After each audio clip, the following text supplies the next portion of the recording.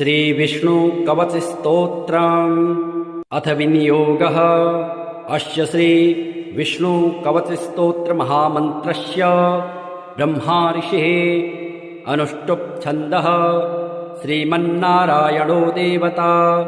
श्रीमन्नारायणप्रसादसिद्ध्यर्थे पाठे विनियोगः। ध्यानम्।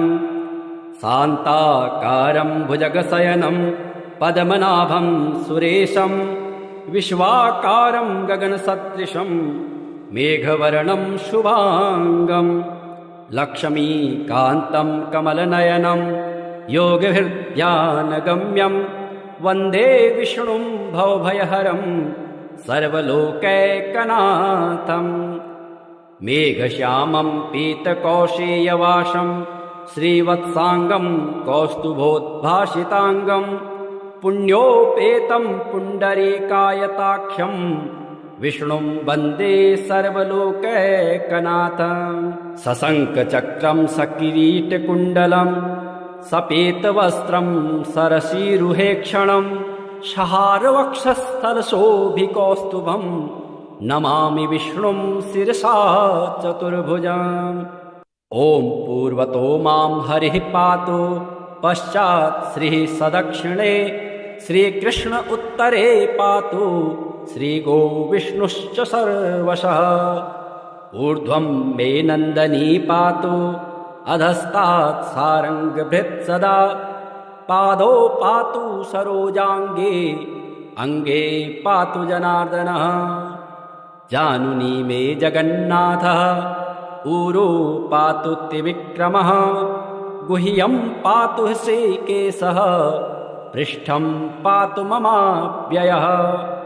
पातु नाभिं ममानन्तः कुक्षिं राक्षसमर्दनः दामोदरो मे हृदयं वक्षः पातु निकेसरे। करो मे कालिया रात्रिः भुजो भक्त्यार्तिभञ्जनः कण्ठं कालाम्बुदश्यामः स्कन्धौ मे कंसमर्दनः। नारायणो मे व्यान्नाशां कर्णो मे च प्रभञ्जनः कपालं पातु वैकुण्ठः जिह्वां पातु दयानिधे। अस्यां दशास्य हन्ताव्यात् नेत्रे मे पद्मलोचनः भ्रुवो मे पातु भूमा च ललाटं मे सदाच्युतः। मुखं मे पातु गोविन्दः शिखां गरुडवाहनः मामशेषशायी सर्वेभ्यो व्याधिभ्यो भक्तवत्सलः। पिशाचाग्निज्वरेभ्यो माम् आपद्भ्यो वतु माधव सर्वेभ्यो दुरितेभ्यश्च पातु मां पुरुषोत्तमः। इदं श्रीविष्णुकवचं सर्वमङ्गलदायकं सर्वरोगप्रशमनं सर्वशत्रुविनाशनम्। एवं जजाप तत्काले स्यात् परश्चाक्षरं परं त्रिसन्ध्यं यः पठेच्छुद्धः सर्वत्र विजयी भवेत्। श्रीर्विष्णुः कमलासारङ्गे लक्ष्मीर्वैकुण्ठनायकः पद्मालया चतुर्बाहु श्रीराब्धे तनयाच्युतः। इन्दिरा पुण्डरीकाक्ष रमा गरुडवाहनः भार्गवी शेषपर्यङ्को विशालाक्षे जनार्दनः।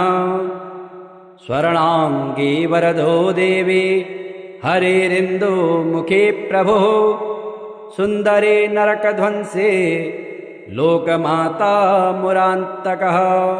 भक्तप्रिया दानवारिः अम्बिका मधुसूदनः वैष्णवे देवकी पुत्रो रुक्मिणी केशिमर्दनः। वरलक्ष्मी जगन्नाथः कीरवाणी हलायुधः नित्या सत्यव्रतो गौरी सौरिः कान्तासुरेश्वरः। नारायणी हृषीकेशः पद्महस्तात् त्रिविक्रमः माधवे पद्मनाभश्च स्वर्णवर्णानिरीश्वरः सते पीताम्बरः शान्ता वनमाली क्षमा नगः जयप्रदा बलिध्वंसे वसुधा पुरुषोत्तमः राज्यप्रदाखिलाधारो माया कंसविदारणः महेश्वरी महादेवो परमा पुण्यविग्रह रमा मुकुन्दः सुमुखे मुचुकुन्दवरप्रदः वेदवेद्याब्धिजा माता स्वरूपार्केन्दुलोचनः पुण्याङ्गना पुण्यपादो पाविनी पुण्यकीर्तनः विश्वप्रिया विश्वनाथो वाग्रूपी वासवानुजः सरस्वती स्वर्णगर्भो गायत्री गोपिकाप्रियः यज्ञरूपा यज्ञभोक्ता भक्ताभीष्टप्रदा गुरुः स्तोत्रक्रिया स्तोत्रकारः कुमारे सवर्णकः मानिनी मन्दरधरो सावित्री जन्मवर्जितः मन्त्रगोप्ती महेश्वासो योगिनी योगवल्लभः जयप्रदा जयकरः रक्षित्री सर्वरक्षकः अष्टोत्तरशतं नाम्नां लक्ष्म्या नारायणस्य च यः पठेत् प्रातरुत्थाय सर्वदा विजयी भवेत् श्रीनिवास जगन्नाथ श्रीहरे भक्तवत्सल लक्ष्मीपते नमस्तुभ्यं त्राहि मां भवसागरात् राधारमण गोविन्द भक्तकामप्रपूरक नारायण नमस्तुभ्यं त्राहि मां भवसागरात् दामोदर महोदार सर्वापत्तिनिवारण हृषिकेश नमस्तुभ्यं त्राहि मां भवसागरात् गरुडध्वज वैकुण्ठ निवासिन् केशवाच्युत जनार्दन नमस्तुभ्यं त्राहि मां भवसागरात् शङ्खचक्रगदा पद्मधर श्रीवत्सलाञ्छन मेघश्याम नमस्तुभ्यं त्राहि मां भवसागरात् त्वं माता त्वं पिता बन्धुः सद्गुरुस्त्वं दयानिधे त्वत्तोऽन्यो न परो देवस्त्राहि मां भवसागरात् न जाने दानधर्मादि योगं यागं तपोजपं त्वं केवलं कुरु दयां त्राहि मां भवसागरात् न मत्समो यद्यपि पापकर्ता न त्वत्समोऽथापि हि पापहर्ता विज्ञापितं त्वेतदशेषसाक्षिन् मामुद्धरार्तं पतितं तवाग्रे शान्ताकारं भुजगशयनं पद्मनाभं सुरेशं विश्वाकारं गगनसदृशं मेघवर्णं शुभाङ्गं लक्ष्मीकान्तं कमलनयनं योगहृद्यानगम्यं वन्दे विष्णुं भवभयहरं सर्वलोकैकनाथं मेघश्यामं पीतकौशेयवासं श्रीवत्साङ्गं कौस्तुभोद्भासिताङ्गं पुण्योपेतं पुण्डरीकायताख्यं विष्णुं वन्दे सर्वलोकैकनाथं सशङ्खचक्रं सकिरीटकुण्डलं सपेतवस्त्रं सरसीरुहेक्षणं शहारवक्षस्थलशोभिकौस्तुभं नमामि विष्णुं शिरसा चतुर्भुजम् ॐ पूर्वतो मां हरिः पातु पश्चात् श्रीः सदक्षिणे श्रीकृष्ण उत्तरे पातु श्रीगोविष्णुश्च सर्वशः ऊर्ध्वं मे नन्दनी पातु अधस्तात् सारङ्गभृत् सदा पादौ पातु सरोजाङ्गे अङ्गे पातु जनार्दनः जानुनी मे जगन्नाथः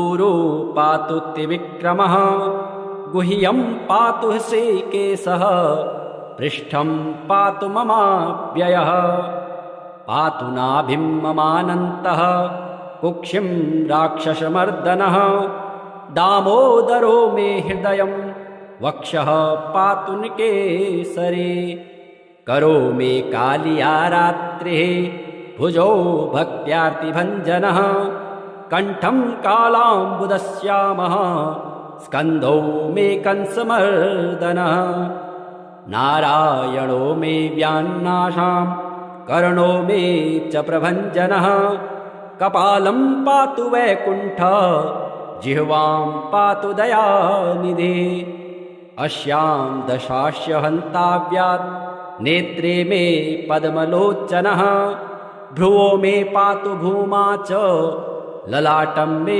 सदाच्युतः मुखं मे पातु गोविन्दः शिखां गरुडवाहनः मामशेषशायी सर्वेभ्यो व्याधिभ्यो भक्तवत्सलः पिशाचाग्निज्वरेभ्यो माम् आपद्भ्यो वतु माधव सर्वेभ्यो दुरितेभ्यश्च पातु मां पुरुषोत्तमः इदं श्रीविष्णुकवचं सर्वमङ्गलदायकं सर्वरोगप्रशमनं सर्वशत्रुविनाशनम् एवं जजाप तत्काले स्यात् परश्चाक्षरं परं त्रिसन्ध्यं यः पठेत् शुद्धः सर्वत्र विजयी भवेत् श्रीर्विष्णुः कमलासारङ्गे लक्ष्मीर्वैकुण्ठनायकः पद्मालया चतुर्बाहु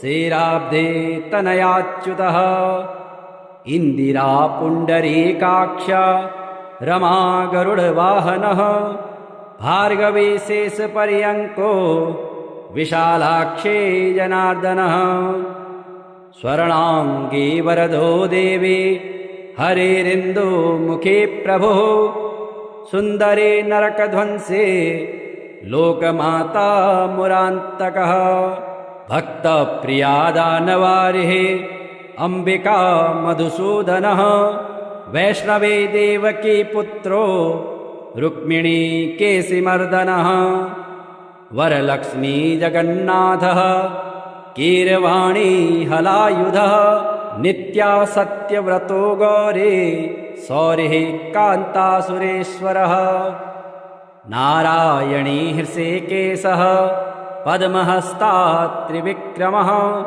माधवे पद्मनाभश्च स्वर्णवर्णानिरीश्वरः सते पीताम्बरः शान्ता वनमाले क्षमानघः जयप्रदा बलिध्वंसे वसुधा पुरुषोत्तमः राज्यप्रदाखिलाधारो माया कंसविदारणः महेश्वरी महादेवो परमा पुण्यविग्रह रमा मुकुन्दः सुमुखे मुचुकुन्दवरप्रदः वेदवेद्याब्धिजा माता स्वरूपार्केन्दुलोचनः पुण्याङ्गना पुण्यपादो पाविनी पुण्यकीर्तनः विश्वप्रिया विश्वनाथो वाग्रूपी वासवानुजः सरस्वती स्वर्णगर्भो गायत्री गोपिकाप्रियः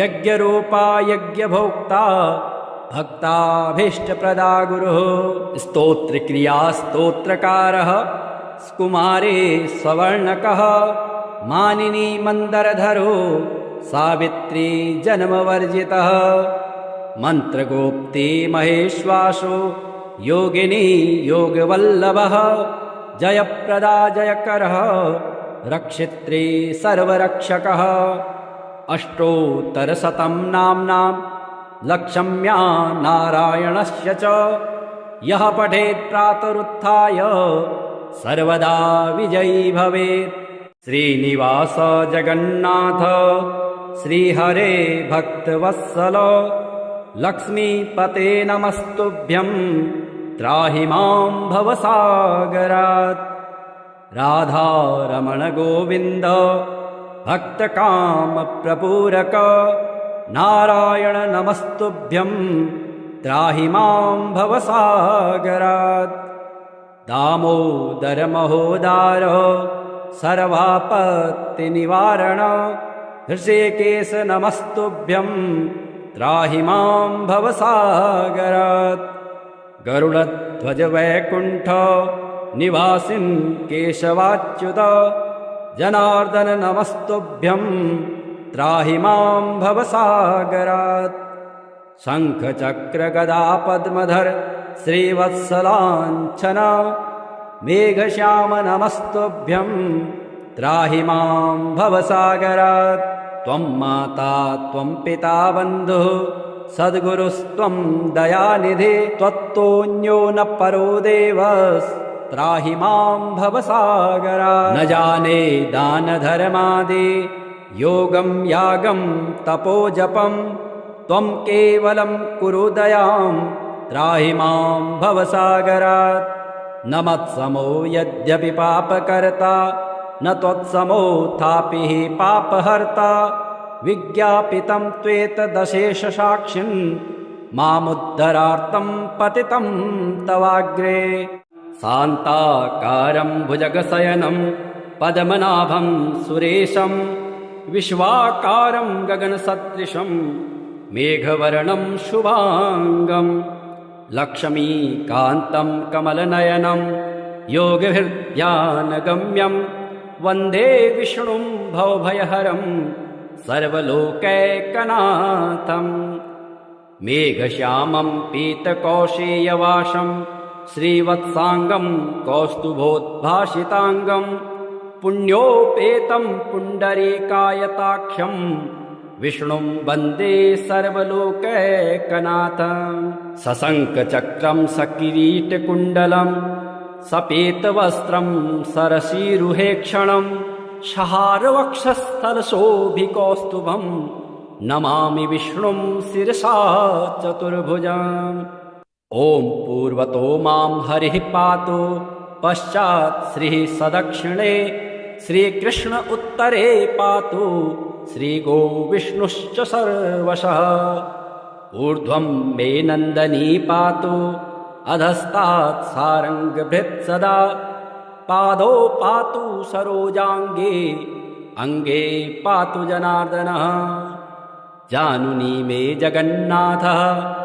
ऊरो पातु त्रिविक्रमः गुह्यं पातु हृषीकेशः पृष्ठं पातु ममाव्ययः पातु नाभिं ममानन्तः कुक्षिं राक्षसमर्दनः दामोदरो मे हृदयं वक्षः पातु निकेसरे करो मे कालिया रात्रिः भुजो भक्त्यार्तिभञ्जनः कण्ठं कालाम्बुदश्यामः स्कन्धौ मे कंसमर्दनः नारायणो मे व्यान्नाशां कर्णो मे च प्रभञ्जनः कपालं पातु वैकुण्ठ जिह्वां पातु दयानिधे अस्यां दशास्य हन्ताव्यात् नेत्रे मे पद्मलोचनः भ्रुवो मे पातु भूमा च ललाटं मे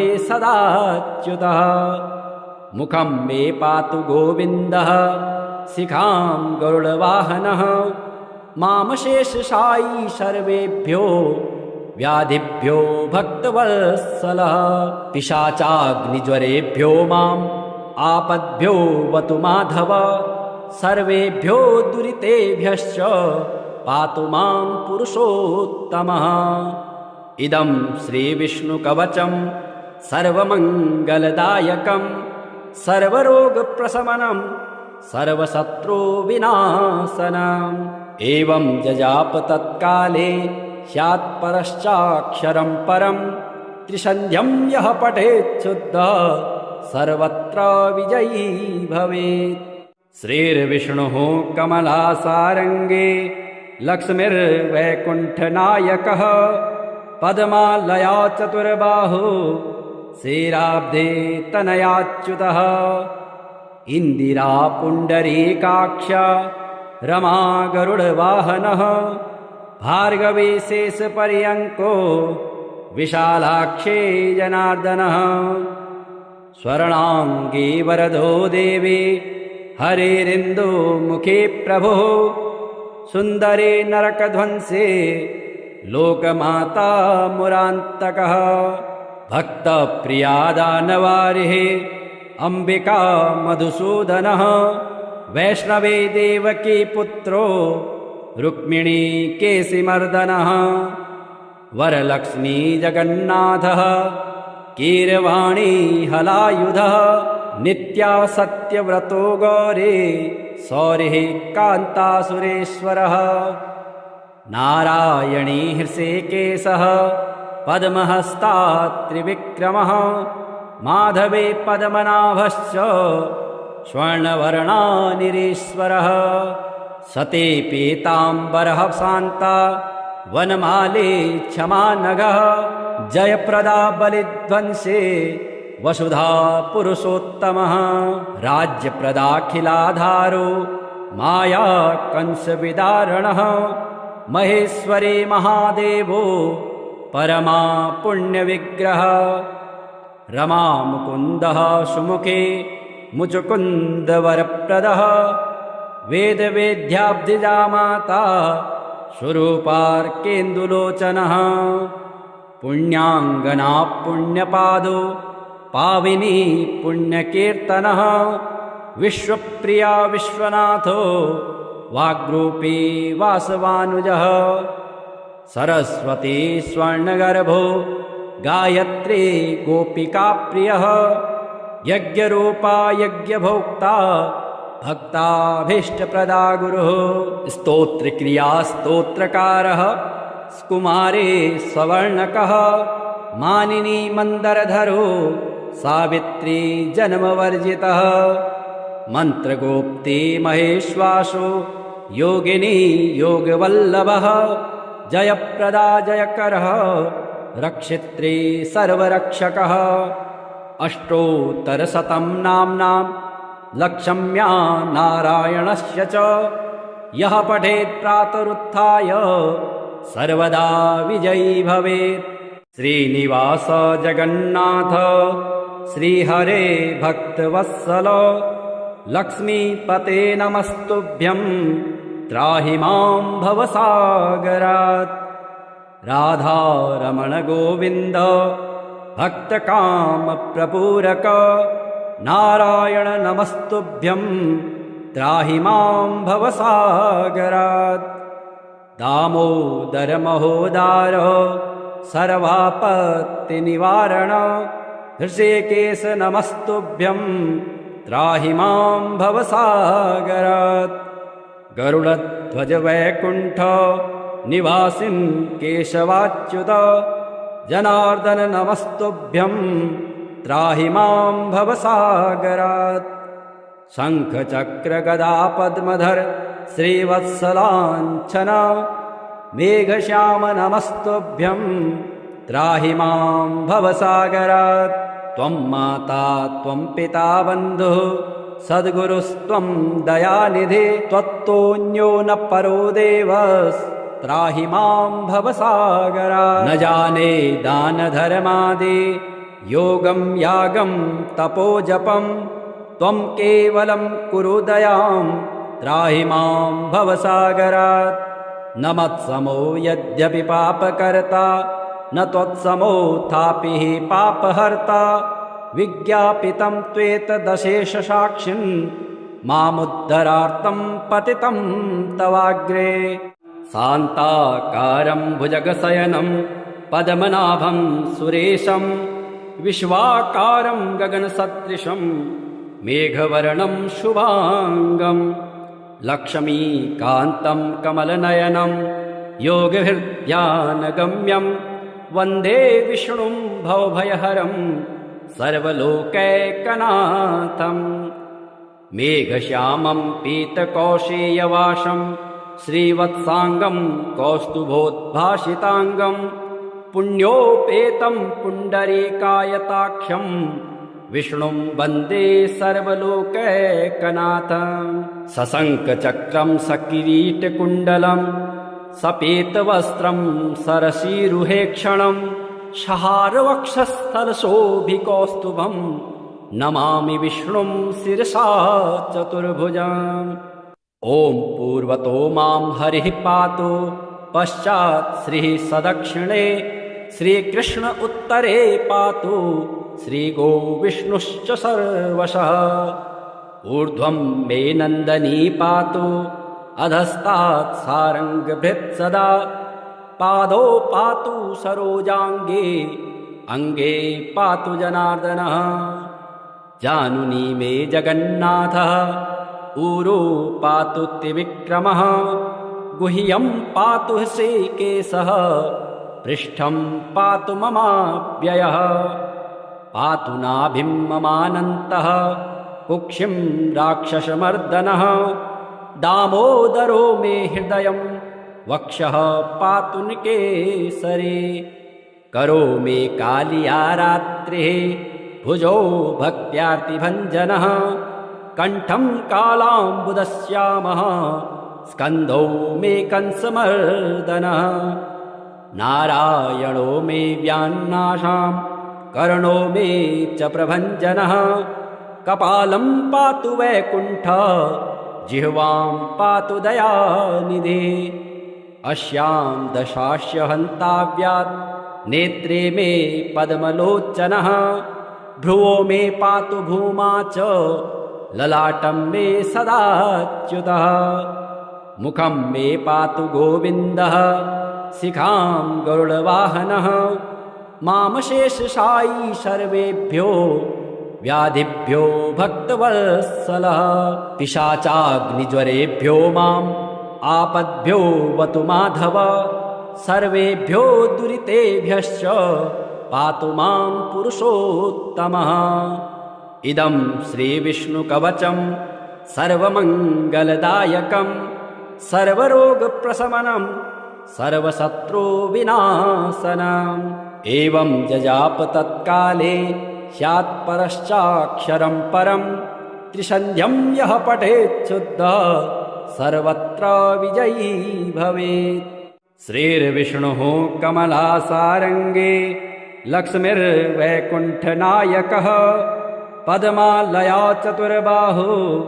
श्रीराब्धे तनयाच्युतः इन्दिरा पुण्डरीकाक्ष रमा गरुडवाहनः भार्गवी शेषपर्यङ्को विशालाक्षे जनार्दनः स्वर्णाङ्गे वरदो देवी हरेरिन्दो मुखे प्रभुः सुन्दरे नरकध्वंसे लोकमाता मुरान्तकः भक्तप्रिया दानवारिः अम्बिका मधुसूदनः वैष्णवे देवकी पुत्रो रुक्मिणी केशिमर्दनः वरलक्ष्मी जगन्नाथः कीरवाणी हलायुधः नित्या सत्यव्रतो गौरी सौरिः कान्तासुरेश्वरः नारायणी हृषिकेशः पद्महस्ता त्रिविक्रमः माधवे पद्मनाभश्च स्वर्णवर्णानिरीश्वरः सते पीताम्बरः शान्ता वनमाले क्षमानघः जयप्रदा बलिध्वंसे वसुधा पुरुषोत्तमः राज्यप्रदाखिलाधारो माया कंसविदारणः महेश्वरी महादेवो परमा पुण्यविग्रह रमा मुकुन्दः सुमुखे मुचुकुन्दवरप्रदः वेदवेद्याब्धिजा माता स्वरूपार्केन्दुलोचनः पुण्याङ्गना पुण्यपादो पाविनी पुण्यकीर्तनः विश्वप्रिया विश्वनाथो वाग्रूपी वासवानुजः सरस्वती स्वर्णगर्भो गायत्री गोपिकाप्रियः यज्ञरूपा यज्ञभोक्ता भक्ताभीष्टप्रदा गुरुः स्तोत्रक्रिया स्तोत्रकारः कुमारे सवर्णकः मानिनी मन्दरधरो सावित्री जन्मवर्जितः मन्त्रगोप्ती महेश्वासो योगिनी योगवल्लभः जयप्रदा जयकरः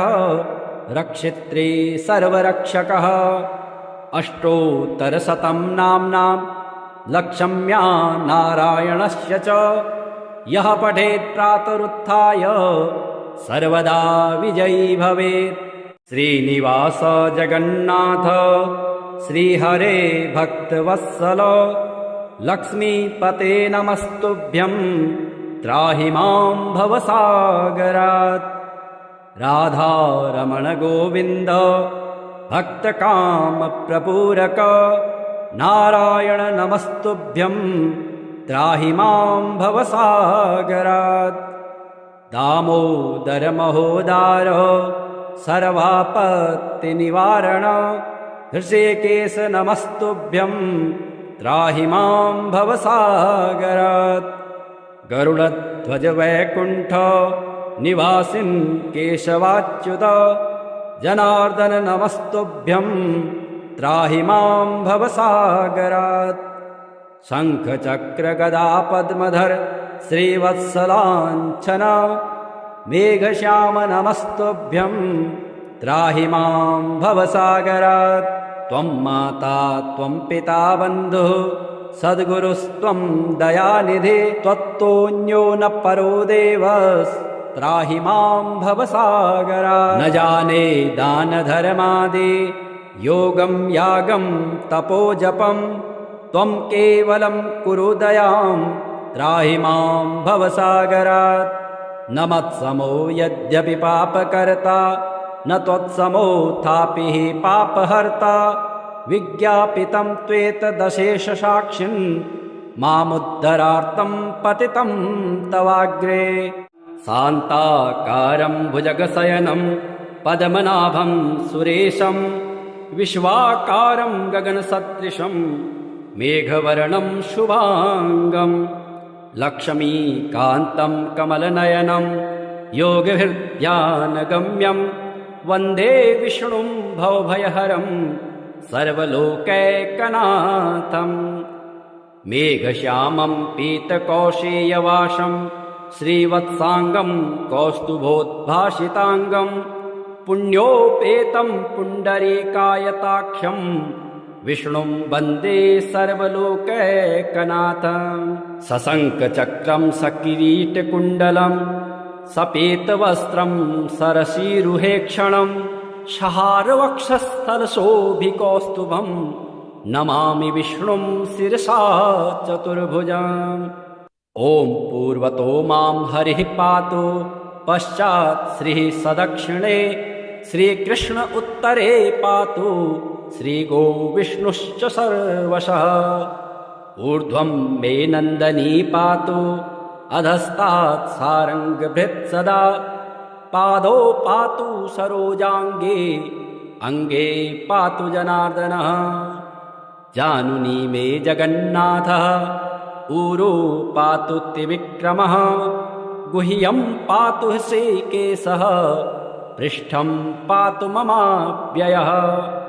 पातु नाभिं ममानन्तः कुक्षिं राक्षसमर्दनः दामोदरो मे हृदयं वक्षः पातु निकेसरे। करो मे कालिया रात्रिः भुजो भक्त्यार्तिभञ्जनः कण्ठं कालाम्बुदश्यामः स्कन्धौ मे कंसमर्दनः। नारायणो मे व्यान्नाशां कर्णो मे च प्रभञ्जनः कपालं पातु वैकुण्ठ जिह्वां पातु दयानिधे। अस्यां दशास्य हन्ताव्यात् नेत्रे मे पद्मलोचनः भ्रुवो मे पातु भूमा च ललाटं मे सदाच्युतः। मुखं मे पातु गोविन्दः शिखां गरुडवाहनः मामशेषशायी सर्वेभ्यो व्याधिभ्यो भक्तवत्सलः। पिशाचाग्निज्वरेभ्यो माम् आपद्भ्यो वतु माधव सर्वेभ्यो दुरितेभ्यश्च पातु मां पुरुषोत्तमः। इदं श्रीविष्णुकवचं सर्वमङ्गलदायकं सर्वरोगप्रशमनं सर्वशत्रुविनाशनम्। एवं जजाप तत्काले स्यात् परश्चाक्षरं परं त्रिसन्ध्यं यः पठेत् शुद्धः सर्वत्र विजयी भवेत्। श्रीर्विष्णुः कमलासारङ्गे लक्ष्मीर्वैकुण्ठनायकः पद्मालया चतुर्बाहु श्रीराब्धे तनयाच्युतः इन्दिरा पुण्डरीकाक्ष रमा गरुडवाहनः भार्गवी शेषपर्यङ्को विशालाक्षे जनार्दनः स्वर्णाङ्गी वरदो देवी हरेरिन्दुमुखे प्रभुः सुन्दरे नरकध्वंसे लोकमाता मुरान्तकः भक्तप्रिया दानवारिः अम्बिका मधुसूदनः वैष्णवे देवकी पुत्रो रुक्मिणी केशिमर्दनः वरलक्ष्मी जगन्नाथः कीरवाणी हलायुधः नित्या सत्यव्रतो गौरी सौरिः कान्तासुरेश्वरः नारायणी हृषिकेशः पद्महस्ता त्रिविक्रमः माधवे पद्मनाभश्च स्वर्णवर्णानिरीश्वरः सती पीताम्बरः शान्ता वनमाली क्षमानघः जयप्रदा बलिध्वंसे वसुधा पुरुषोत्तमः राज्यप्रदाखिलाधारो माया कंसविदारणः महेश्वरी महादेवो परमा पुण्यविग्रह रमा मुकुन्दः सुमुखे मुचुकुन्दवरप्रदः वेदवेद्याब्धिजा माता स्वरूपार्केन्दुलोचनः पुण्याङ्गना पुण्यपादो पाविनी पुण्यकीर्तनः विश्वप्रिया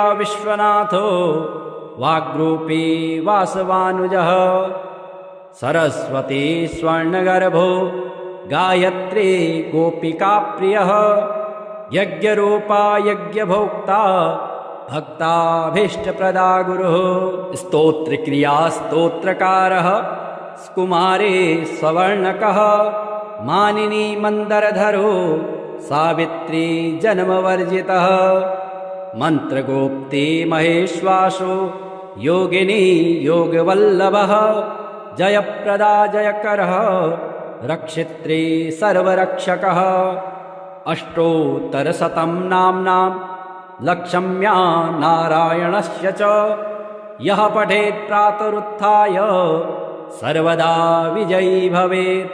श्रीनिवास जगन्नाथ श्रीहरे भक्तवत्सल लक्ष्मीपते नमस्तुभ्यं त्राहि मां भवसागरात्। राधारमण गोविन्द भक्तकामप्रपूरक नारायण नमस्तुभ्यं त्राहि मां भवसागरात्।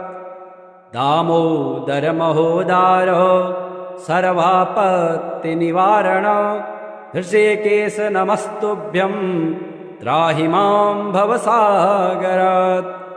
गरुडध्वज वैकुण्ठ निवासिन् केशवाच्युत जनार्दन नमस्तुभ्यं त्राहि मां भवसागरात्। शङ्खचक्र गदा पद्मधर श्रीवत्सलाञ्छन मेघश्याम नमस्तुभ्यं त्राहि मां भवसागरात्। त्वं माता त्वं पिता बन्धुः सद्गुरुस्त्वं दयानिधे त्वत्तोऽन्यो न परो देवस् त्राहि मां भवसागरात्। न जाने दानधर्मादि योगं यागं तपोजपं त्वं केवलं कुरु दयां त्राहि मां भवसागरात्। न मत्समो यद्यपि पापकर्ता न त्वत्समोऽथापि हि पापहर्ता विज्ञापितं त्वेतदशेषसाक्षिन् मामुद्धरार्थं पतितं तवाग्रे।